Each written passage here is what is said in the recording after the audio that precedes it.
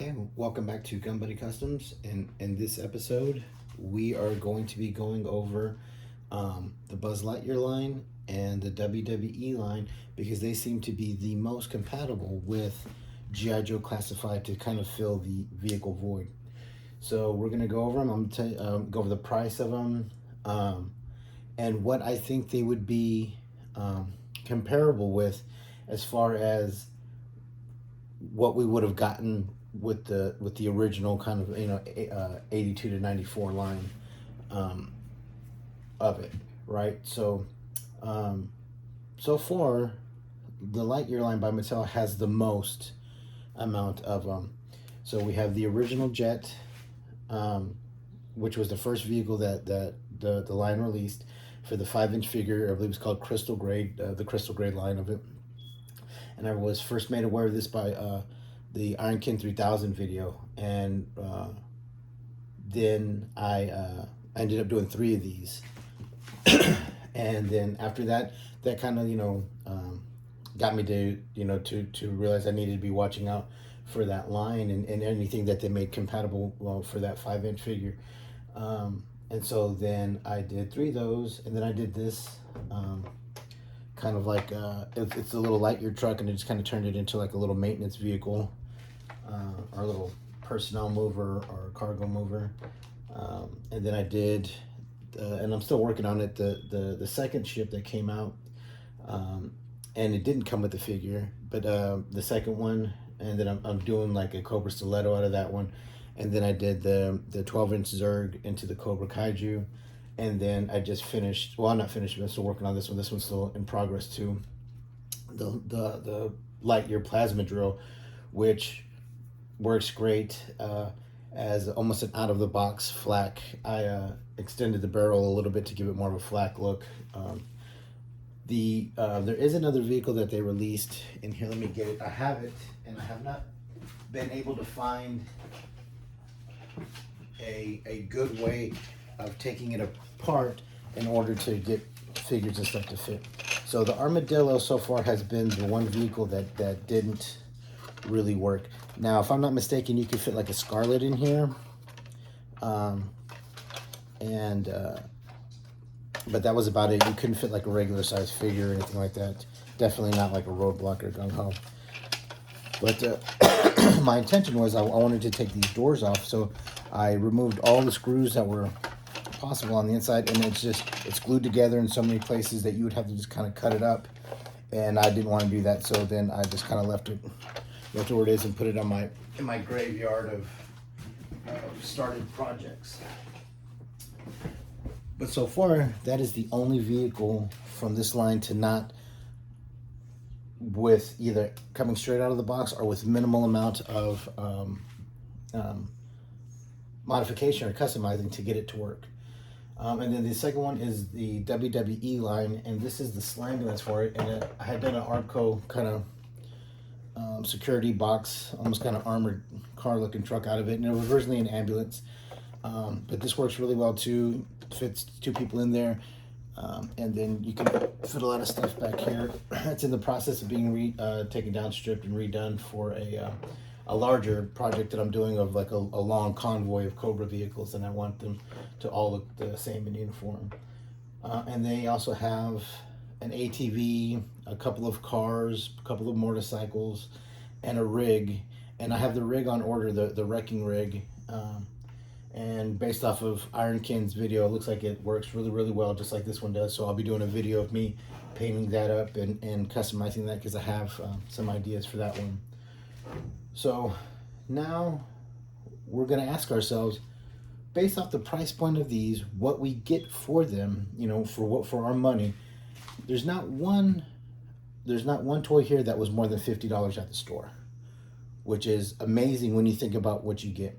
Like with this one's the most expensive. It was originally $44. Now it's up to $48 at Walmart. It's a Walmart exclusive, part of the Lightyear line. You get a vehicle with it. It has all kinds of play features where there's a lever you pull in the back, and all this opens up, and the seat throws him forward. Comes in a big box, comes with all that stuff, and it's less than $50. So it's less than $50, right? So think of the size of this. Look at the size of this. Look what you could do with it. Look what it fits, right? So comparatively size wise to the 6-inch figure, if this was 82, 83, 84, what would we be seeing? Like what will we get with this? It's about the size of a Rattler, or a little bit later on like a Conquest. Definitely like a Firebat, something like that. So could we expect to see something like one of those at that same price point? Because we can see that it's here. It's possible to use that much plastic. I mean, like I said, this thing is spring loaded all over, has play features and all kinds of stuff, shoots missiles out of the wings, all that stuff, right? $44. Now this one is the next expensive one in the Lightyear line, and it's $32. It doesn't come with a figure, but it does have a play feature where it pops off the engine covers and it ejects the little crystal triangular pod that goes in there. But it fits, and it fit a G.I. Joe classified without any modification. So everything that I'm doing on this is going to be just kind of repainting and stuff like that. So there didn't even have to do modifications like we have to do on this one, where we had to cut out the ejection seat part of it. So and then you have to these price points, which is $20. These are $20.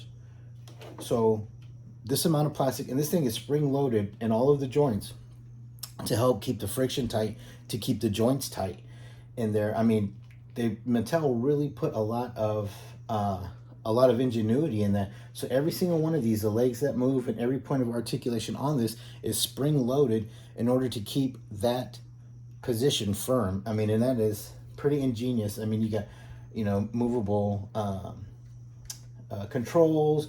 You have interchangeable parts on it with other pieces. The little cutting blade that's on the back of here swaps out with this one, and vice versa. It has this part that comes out. So the same thing. It's got play features that shoot. Everything's spring loaded for $20. A flak, an asp, a whirlwind. Anything. A mountain howitzer, a mortar defense, missile defense, machine gun defense. Any of those things could be done with the same amount of plastic. You know what I mean? The same amount of tooling, same amount of plastic, same amount of packaging. Windowless, plasticless packaging, just like it was when we bought it. What I'm saying, in the early '80s. And like this one, $20. The same thing. It came with, the feature of the cutting blade. It comes with this kind of barrel tool chest that opens up. It has a canopy on here. It's got a moving steering wheel. I mean, for $20, what could that be? That could be like, what was it? I'm trying to think. The one that towed the little bomb, the bomb disposal unit, the little weapons transport, night landing raft. Anything in that size. I mean, think about that. Only $20. It's the same price as this figure. This is the same price as that. You know what I'm saying? With more packaging, more play features, more plastic, more tooling, and then for the Lightyear line, I mean, just in these 5 examples out of their line, I mean, we could get all of that. You know what I'm saying? At least in my opinion, I think that vehicles of this size would be comparable to vehicles of those size back in the day. And then look at this thing. It was I believe $39.99 when I bought it. I mean, same thing, loaded with play features. This wall comes out, this opens up, the doors open, the hood breaks open, the back doors work. It's got pegs on the back. It's got pegs on the back to put more figures. It's got this play feature of a spring-loaded launcher that shoots out a gurney. It had a locker that opened up on this side. The doors open, the windows come out. It's got a light bar.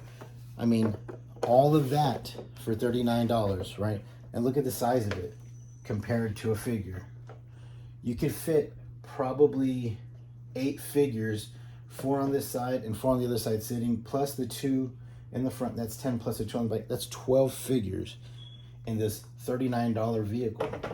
I mean, as a troop carrier, I mean, that is incredible. And those are just from these 2 lines.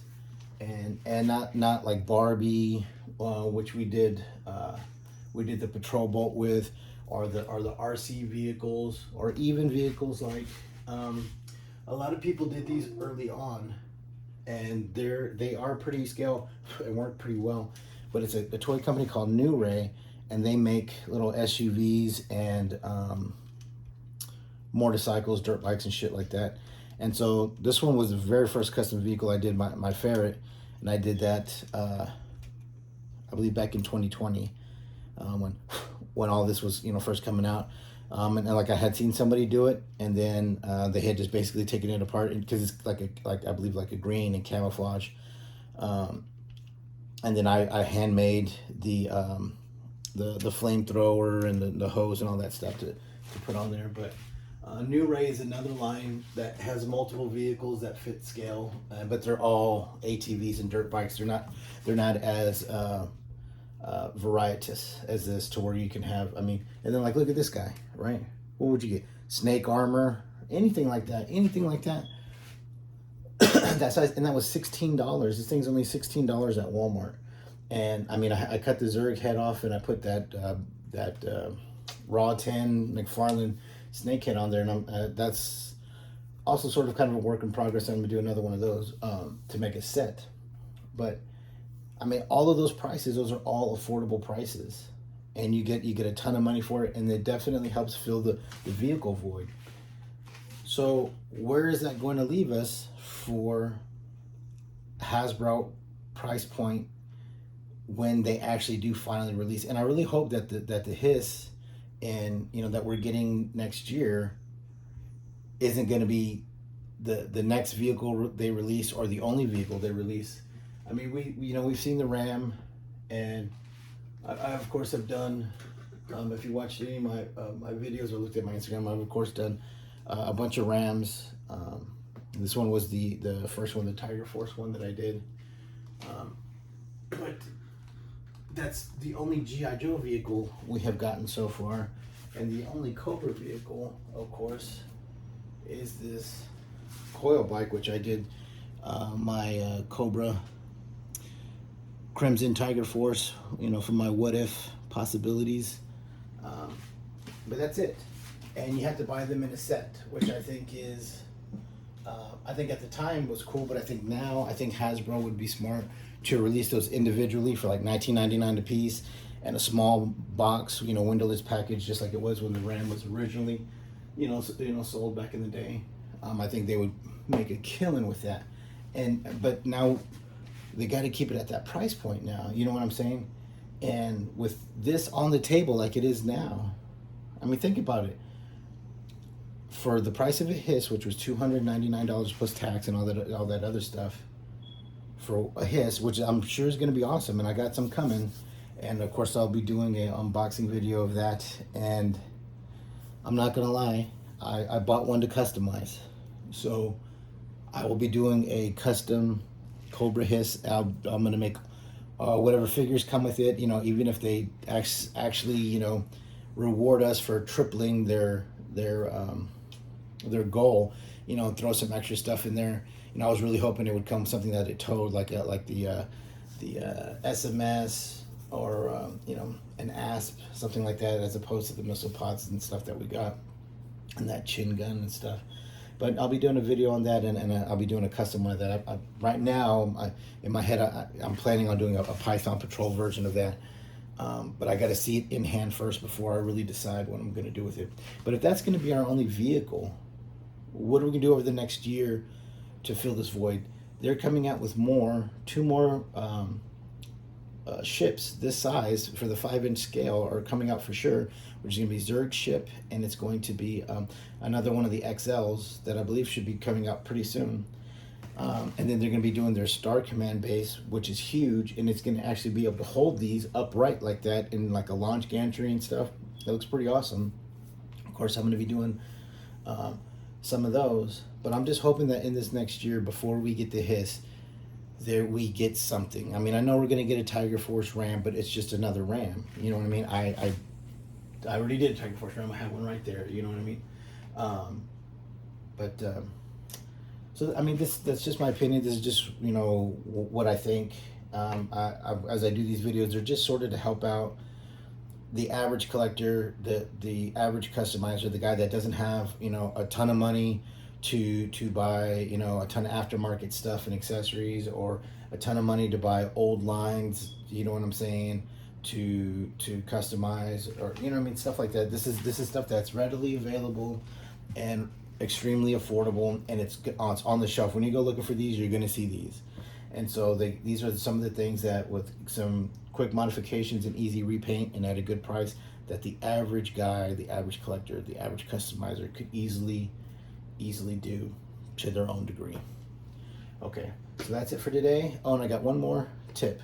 These boxes. So I found these boxes. I'm gonna show this one right here. I found these boxes at Ross for a couple of bucks. They're just those little Sheffield kind of ammo boxes. But for you Army builder guys, because I also like to Army build, it comfortably holds 12 figures, 12 Army builders. So I have this one. I only bought 2 because they only had 2, but now I'm going to be on the lookout for more of these. And same thing, this guy's filled up with 12 more too. So, and they stack. They're very compact. They stack, and so that way it kind of helps with the shelf space. So that's just something that I found that I kind of wanted to share with you guys, and that's what these videos are going to be for. Things that I find at affordable prices. In Ross, I find a ton of shit. A lot of these tools, a lot of the containers and organizers and paint racks and stuff that I get, I just happen to find at Ross walking around. So so that's it for today. Let me know what you think. Let me know what you think of what's going to happen with the vehicle situation with G.I. Joe. I know a lot of other people have touched on that before, but as time goes on and we don't get any, and more lines come out with more stuff that works. I mean, we've seen guys do He-Man stuff, you know what I'm saying? We've seen guys use older lines from the 80s and 90s to fill it. So we'll see. I'm hoping things pick up. I'm hoping that Hasbro kind of listens, and you know what I mean. It's, you know, some guys say that Hasbro watches these videos and they listen to what we're saying, and that's why we've seen them do so much course correction. You know what I mean, from the original wave that was released, you know, a little over 2 years ago now, to them, you know, having to course correct through all of those roadblock versions and all that stuff, to finally, you know, getting to the character designs and the figure designs that, you know, the collectors and fans want. So maybe doing these videos will kind of help, you know, kind of help Hasbro see how much money they're kind of, you know, losing to Mattel. Because I would have never bought any of this, and you know what I'm saying, I would have never bought any of these things had vehicles and play sets and battle accessories and all the battlefield accessories and all that stuff been readily available, which a lot of us believe should have been from inception. You know what I mean? You know, I know they probably came to a lot of shit because of the first thing they released was that coil bike, and they got a lot of negative feedback for the design of that coil bike because of that kind of how goofy and un-G.I. Joe-ish it looked. But and maybe that's what, you know, maybe that's what pumped the brakes on a lot of stuff, and we just got that in the Ram. But hopefully, you know, with the amount of backers that they got for the Hiss, you know what I'm saying, they tripled their goal. Maybe they'll see how much money that they're actually leaving on the table. Because like I said, I would have never bought any of these things from a competing line, from any of the competing lines, because I only collect, I only Army build, and I only customize G.I. Joe. I don't do any other lines. No Marvel, no Star Wars, no DC, no Halo, no Fortnite, no wrestling, no Lightyear, no nada. All it is just this stuff. And so in order for me to have on the shelf what I want to have on the shelf, and, you know, display what I want to display, I have to buy competing lines or not have what I want. And so hopefully, you know, Hasbro will catch up, and you know what I'm saying, and that won't have to happen for us collectors anymore. All right, well, that's it for today's episode. You know, tell me what you think. Tell me what you think about the content and all that kind of stuff, and let me know what you think of what's going to happen with the vehicle situation with Hasbro. Hopefully, it definitely improves, because, you know, they got a gold mine here. We just all got to get our pickaxes. You know what I'm saying, and get this shit right for us. All right. Well, thank you for watching, and have a good day.